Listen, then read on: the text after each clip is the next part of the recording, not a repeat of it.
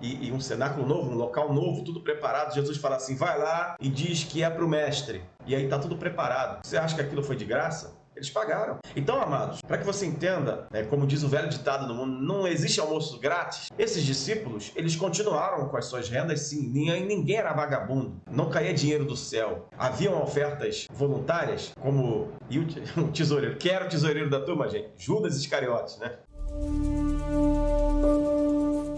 E vendo isto, Simão Pedro prostrou-se aos pés de Jesus, dizendo, Senhor, ausenta-te de mim, que sou um homem pecador, pois que o espanto se apoderara dele e de todos os que com ele estavam, por causa da pesca de peixe que haviam feito. E de igual modo também de Tiago e João, filho de Zebedeu, que eram companheiros de Simão. E disse Jesus a Simão, não temas, de agora em diante serás pescador de homens. E levando os barcos para a terra, deixaram tudo e o seguiram. E glorificado seja o nome do Senhor Jesus Cristo, que vive e reina para todo sempre. Ao nosso Deus a honra, a glória, o louvor e a adoração para todo sempre. Amém, queridos?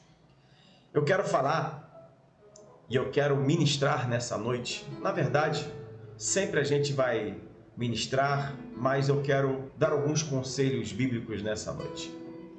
E os conselhos estão presentes aqui nesse texto. Primeiramente, o texto fala que houve uma grande pesca. Diz o texto que foi a primeira grande pesca milagrosa. Todos sabem que houveram duas grandes pescas milagrosas, pescas maravilhosas. A primeira grande pesca é essa aqui. E a segunda grande pesca foi quando depois Jesus já ressuscitado e mandou que eles retornassem ao mar e pescassem de novo. Só que nessa primeira grande pesca aconteceram duas coisas tremendas e que fazem diferença para a segunda grande pesca. Na primeira grande pesca, as redes se rompiam e os barcos quase que iam a pique. Na segunda grande pesca, a rede não se rompeu e os barcos aguentaram. Bom, o que nós podemos entender e o que nós podemos falar acerca daquilo que Deus vai fazer nas nossas vidas se parece com aquilo que está acontecendo aqui. Primeiramente, eles tentaram e não conseguiram absolutamente nada. E Jesus dá uma palavra para eles voltarem e tentarem de novo no mesmo lugar e eles agora conseguem. Quando eles conseguem e quando eles voltam para a terra, e se dão conta que uma enorme multidão de peixes foi pescada, Pedro, obviamente, com temor no coração, não acredita no que está acontecendo, e ele fala, Senhor, eu sou pecador, eu não sou digno. Depois os outros discípulos também, que ainda não eram discípulos, né? Porque a partir de agora eles são chamados, também ficam maravilhados. E eles se espantam a tal ponto de falar, Senhor, o que está acontecendo? Eu quero dizer uma coisa para você e eu já quero ministrar algo profético sobre a tua vida. O milagre do Senhor, a bênção de Deus sobre a tua vida será tão maravilhosa e tão grande que você ficará abismado. E mais, esta bênção e este milagre, eles acontecerão na mesma situação que você estava. Ou seja, o mesmo mar em que os pescadores demoram a noite toda, ficam a noite toda tentando pescar. Reparem, eles, obviamente, pescadores profissionalíssimos, conhecedores do mar, sabiam exatamente a hora de pescar, o momento de pescar, onde estariam os cardumes e não conseguiram absolutamente nada. Mas Jesus manda que eles, de novo, retornem para o mesmo mar, e agora já talvez não era a hora dos cardumes, né? Eles, como pescadores, creram na palavra do Senhor Jesus Cristo e lançaram a rede de acordo com a palavra do Senhor Jesus Cristo. E o milagre aconteceu. E vai acontecer do mesmo jeito na tua vida, eu profetizo em nome de Jesus. Você tentou, você sabia a hora, você achava que sabia a hora, você achava que sabia o momento, Você achava que sabia o lugar, ou a situação, ou a circunstância, mas você não conseguiu. E eis que, de repente, Cristo se volta para você e fala assim: vai lá de novo e faz a mesma coisa. Se você crer, se você colocar no teu coração que o milagre vai acontecer, pode ter certeza que bênçãos vão acontecer na tua vida e o milagre vai acontecer em nome do Senhor Jesus Cristo. Ok, mas o que eu quero, na verdade, falar nessa noite e deixar algo muito claro para a gente é a atitude que estes então pescadores tiveram, porque depois passaram a ser discípulos. Discípulo é aquele que segue. Por isso que o comportamento deles no versículo 11 está escrito aí para você poder ler. E levando os barcos para a terra, deixaram tudo e o seguiram. Eu quero tirar uma dúvida, porque a impressão que dá é que esses caras, a partir de agora, vão ser verdadeiros andarilhos vagabundos atrás de Cristo, sem renda, sem nada. Não é bem assim. Prestem atenção. Todos eles eram pescadores extremamente experientes, mas eles eram donos dos seus negócios, ok? Obviamente, eles nomearam outras pessoas, arrendaram seus negócios para continuarem ter dinheiro. Por quê? Porque agora eles vão seguir ao Senhor Jesus Cristo. Assim como o próprio Senhor Jesus Cristo, muita gente pensa: poxa, mas Jesus Cristo, como é que ele se virou? Como é que ele teve dinheiro, né? Como é que essa galera teve dinheiro para poder ficar 3 anos andando por um monte de lugar, dormindo, comendo? Amados, Cristo se preparou durante muito tempo. Cristo tinha uma profissão. Alguém se lembra da profissão de Cristo? Ele tinha uma profissão, um ofício, como homem, como ser humano, trabalhava juntamente com José, ok? E a profissão que ele tinha era carpinteiro. Então, ele ganhou dinheiro para o seu ministério, ele juntou dinheiro. E Jesus também dá uma aula para a gente, né, de educação financeira. Ou seja, ele junta dinheiro um bom tempo da sua vida para ele também exercer o seu ministério. Obviamente, no ministério de Cristo, você sabe, muita gente também cooperou.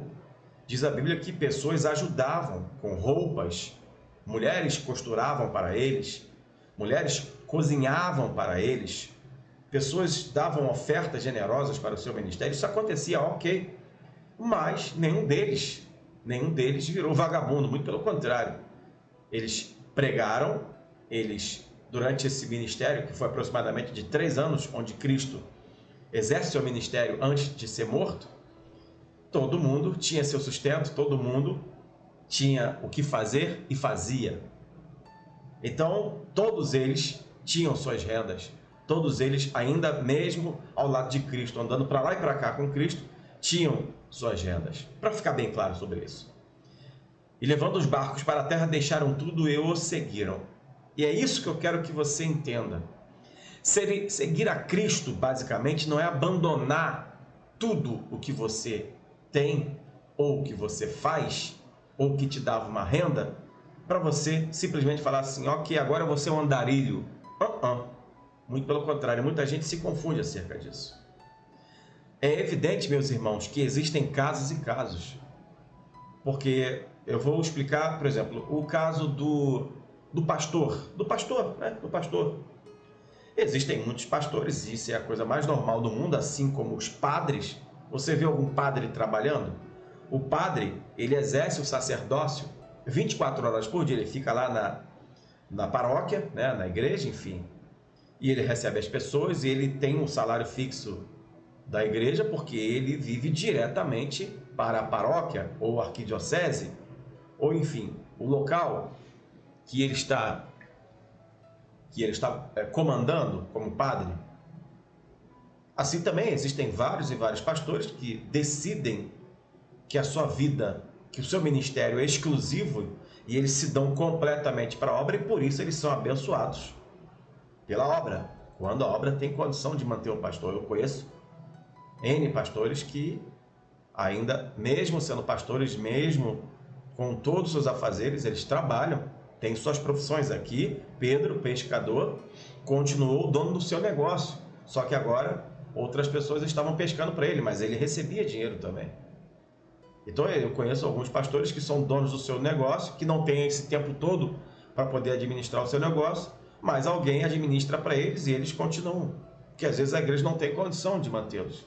Mas é perfeitamente normal e é perfeitamente legítimo que um líder seja abençoado para que ele possa se dar totalmente para a obra de Deus. Ok, queridos?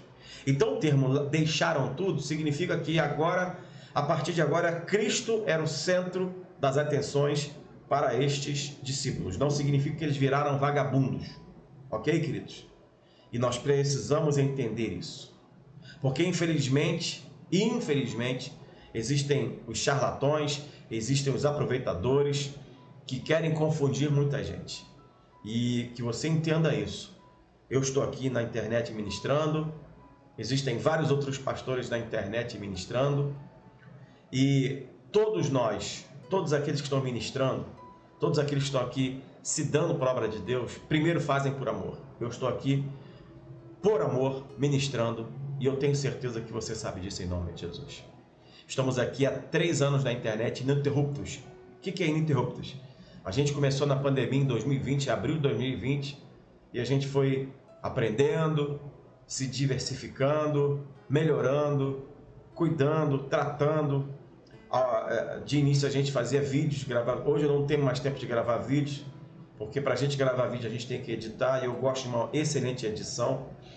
E o máximo que eu consigo fazer é, por exemplo, essa mensagem ela vai ser extraída, eu vou dar algumas editadas básicas e amanhã a gente vai lançar só a mensagem para você. Se você quiser ver só a mensagem, você vai ver só a mensagem. Mas desde que a gente está há 3 anos aqui na internet, queridos, e esse canal, por enquanto, ele não recebe nenhum tostão, ele não é monetizado, ou seja, os vídeos, tudo aquilo que você assiste aqui, a gente não ganha R$1 do YouTube, nada. Eu estou aqui ministrando por amor. Ou seja, tudo aquilo que eu pago, tudo aquilo que eu invisto, que eu estou investindo na obra de Deus, seu investimento, eu estou aqui ministrando a palavra de Deus para a tua vida. Ou seja, a luz que eu pago, a internet que eu pago, nada tem retorno para mim. Mas eu sei que Deus tem me dado graça, vida e saúde para estar aqui ministrando sobre a tua vida. Ok, queridos? Ok. A gente às vezes coloca aí o código, né? Esse código, cadê? Deixa eu ver, nem sei se está aqui. Ó. A gente coloca como é que é o nome desse negócio? Até esqueci o nome desse negócio aqui. Enfim, a gente coloca o negócio do Pix aí para você abençoar. Se você quiser abençoar, você abençoa. Se você não quiser, também você não abençoa. O que importa é que todos que estão agora ministrando, deixa eu achar aqui, tinha achado aqui, ó. A gente às vezes coloca esse negócio aí, né? Para você depois apoiar o canal, mas isso é algo muito pessoal de quem quer fazer. Isso é de quem define. Só que eu larguei tudo, entre aspas, porque eu continuo com a minha vida, mas eu sigo e sirvo ao Senhor Jesus Cristo. Estou aqui pregando para vocês. Então foi isso que os apóstolos fizeram, que os discípulos fizeram. Eles largaram tudo para seguir e servir ao Senhor Jesus Cristo. Mas cada um continuou administrando o seu negócio mesmo de longe. Ninguém simplesmente falou assim, existiu um momento e um tempo que todos foram abençoados? Sim, porque as pessoas de livre e espontânea vontade abençoavam o ministério de Cristo, abençoavam os apóstolos. Algumas mulheres, como eu já falei, costuravam, outras cozinhavam, mas várias vezes, quando, por exemplo, vamos dar aqui na última ceia, quando num cenáculo preparado, Jesus manda, e um cenáculo novo, um local novo, tudo preparado, Jesus fala assim, vai lá e diz que é para o mestre. E aí está tudo preparado. Você acha que aquilo foi de graça? Eles pagaram. Então, amados, para que você entenda, como diz o velho ditado do mundo, não existe almoço grátis. Esses discípulos, eles continuaram com as suas rendas, sim. Ninguém era vagabundo. Não caía dinheiro do céu. Haviam ofertas voluntárias, como... E o tesoureiro, que era o tesoureiro da turma, gente? Judas Iscariotes, né? Porque onde eles passavam, tinha gente que realmente doava para o ministério deles, mas não significa que eles contavam com aquilo.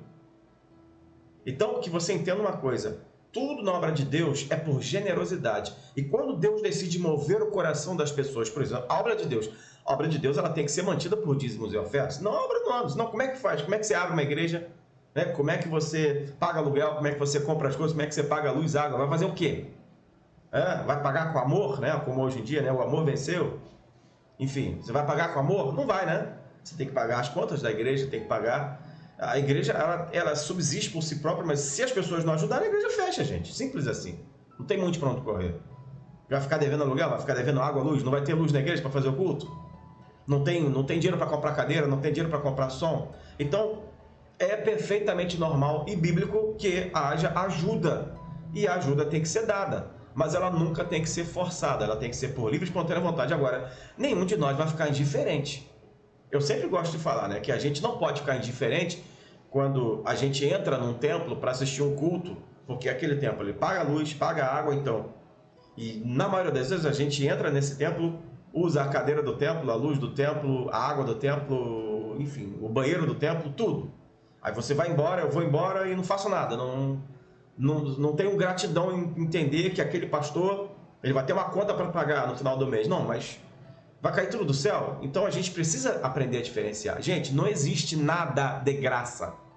Não existe, tudo é pago. Só que nós, como homens e mulheres generosos na obra do Senhor, a gente abençoa para que a obra de Deus funcione. Então, nós deixamos tudo por amor ao Senhor Jesus Cristo? Sim. E que tudo é esse? Porque eu já quero ir para o final, não vou demorar muito nessa mensagem. Que tudo é esse que a gente deixa? A gente entende que a prioridade na nossa vida passa a ser o Senhor Jesus Cristo. A gente entende que a partir de então, Cristo é a prioridade para as nossas vidas. E aí, queridos, dependendo do que a gente vai fazer, nós temos escalas de prioridades. Ok? Como assim, pastor? Repito, na vida de um pastor, a escala de prioridade está lá em cima, porque ele é pastor, ele pastoreia uma igreja, ele tem não digo obrigações, mas ele tem deveres com essa igreja, ou seja, ele não pode envergonhar o nome do Senhor Jesus Cristo, ou seja, o aluguel não pode ser atrasado, a luz não pode ser atrasada, os membros têm que estar num local minimamente salutar para assistirem, para prestarem culto a Deus. Então, o pastor tem que se preocupar com tudo isso e geralmente ele não consegue mais fazer outra coisa a não ser cuidar da obra de Deus. Simples assim. Simples. Não tem muito para onde correr, gente. Nem que ele queira mais. Ou ele vai fazer uma coisa, vai fazer outra. Ok, gente? Por isso que muitos de nós, pastores, eu me incluo nessa, nós demos as nossas vidas completas para a obra de Deus. E é muito chato você ver um pastor, depois de algum tempo, porque ele parou tudo. Ele parou a vida dele toda, completamente toda, para se dedicar à obra de Deus. Um dia, enfim, acontece alguma coisa, sua saúde fica debilitada, e é muito ruim você ver um pastor não ser auxiliado pela sua igreja, porque o cara se deu a vida toda para a igreja. Ou seja, ele não mais procurou emprego, se ele tinha emprego, ele teve que sair do emprego para poder se dedicar para a obra, ao menos que esse pastor, enfim, tivesse realmente um sustento próprio que o garantisse. Mas, gente, a maioria dos pastores, absolutamente, a maioria, quando decide pastorear e quando é chamado para ser pastor, ele sabe que ele vai ter que viver para a obra e viver da obra. Aliás, a Bíblia fala disso. Ok? E, enfim, então eu não posso aqui dar um conselho errado para vocês. E o conselho que eu dou é bíblico. O conselho que eu dou é o seguinte: nós temos sim que ser homens e mulheres ofertantes e dizimistas da casa do Senhor. Gente, não há como você ficar indiferente. A casa do Senhor necessita das contribuições, porque senão ela fecha, gente. Aí você logo vai falar assim: ah, pastor, e quem faz e acontece? Pelo amor de Deus. A gente precisa entender o seguinte: tem gente que é picareta? Tem, mas não é todo mundo que é picareta. Tem gente que é charlatão? Tem, mas não é todo mundo que é charlatão. Para isso existe o Espírito Santo. Você tem que entender que o Espírito Santo está presente no nosso meio para você saber. E outra coisa, o meu dever como ofertante dizimista vai ser indiferente do que estão fazendo com o meu dinheiro que eu estou entregando na obra de Deus. Eu estou fazendo a minha parte para com o Senhor. Uma coisa é certa, Fábio, quando eu vou visitar uma igreja, eu procuro levar a minha oferta. Eu não gosto de ficar indiferente, porque eu sei o que aquele pastor está passando. Ok? E eu procuro levar uma oferta generosa. A melhor que eu puder levar. Porque eu sei o que aquele pastor está passando, gente. Porque eu já vi isso na pele. Eu estava até falando hoje com a minha mulher, né? Eu hoje não pastoreio mais igreja física, eu estou aqui na internet enfim, primeiramente porque Deus permitiu, né? Porque Deus colocou no meu coração para estar aqui, me treinou para isso, eu sabia do momento que eu ia passar, mas durante todo o tempo da minha vida eu sempre pastoreei igreja física, enfim. Pretendo um dia voltar a pastorear, se assim Deus permitir. E, queridos, vai ser assim. Eu vou deixar bem claro. Por que eu ainda não... Eu já falei, eu fiz tudo na contramão, tá, gente? Eu fiz tudo na contramão. Porque o que acontece quando um pastor ele entrega ou sai de uma denominação? O que acontece? Primeiramente, ele já está preparado com outro local e fatalmente ele já convenceu um bocado de gente que está lá para poder levar com ele. Eu fiz tudo ao contrário. Eu entreguei a igreja que eu pastoreava, depois de uma situação, qualquer dia eu vou falar aqui na internet. Eu não avisei, eu não fiquei dizendo para ninguém onde eu ia, eu não fiquei fazendo a cabeça de ninguém, eu não vi lugar nenhum, eu não fiz nada, eu simplesmente entreguei, eu não fiz planos, eu não visitei lugar nenhum para falar assim, vou visitar uma igreja porque quando eu sair eu já tenho para onde eu ir. Eu não fiz nada, eu fiz tudo na contramão que a maioria dos pastores que deixam as igrejas fazem. Fiz tudo na contramão. Obviamente eu tenho amigos pastores que eu cheguei a visitar, até hoje eu visito, mas assim, eu fiz tudo na contramão, não saí com nada preparado, não peguei nada de igreja, não fiz nada, muito pelo contrário, muito pelo contrário. Graças a Deus, eu e minha mulher, a igreja que nós, como eu digo, nós pastoreamos porque ela é minha adjutora e estamos juntos nessa caminhada, ok? Então, quando a igreja que a gente pastoreou, graças a Deus, foi toda montadinha, bonitinha, a gente só fez melhorar, deixar a igreja montada, com dinheiro em caixa, bonitinho, para quem fosse pastorear lá, achasse tudo bonitinho, não achou uma dívida, tudo bonito, ok? E a única coisa que eu levei de lá foi a saudade de ter ministrado e de ter pastoreado, ok? Mas, fora isso, queridos, nada, não convidei ninguém, não fiquei falando assim, olha, eu vou para tal lugar, olha, eu vou abrir uma igreja, vem comigo. Não, eu não sou desses, não sou pescador de aquário. Por isso eu estou aqui na internet, aqui, ministrando. E por que, pastor Fábio, que o senhor não abriu outra igreja? Porque, queridos, como eu não fiz nada, como é que eu vou fazer? Como é que eu vou fazer? Se não tem nada, não tem um local, não tem dinheiro, não tem nada, eu vou fazer o quê?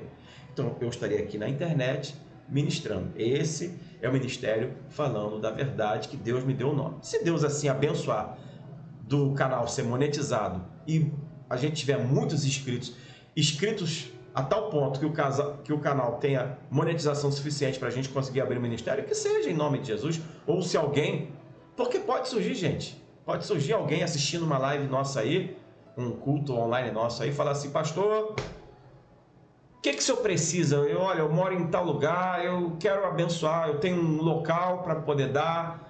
Gente, Deus é fiel. Aqui, queridos, o texto que eu li, Jesus falou assim, volta lá, vai lá e lança a rede de novo.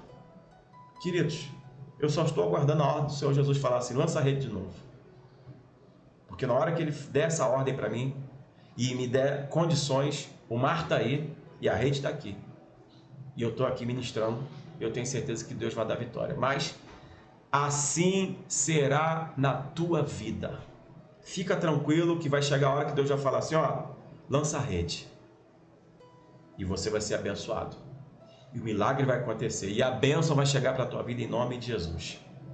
E tudo que você precisa, e tudo que você necessita, Deus vai providenciar, porque Ele é Deus de provisão. Ele é Jeová Jirê. Aleluia!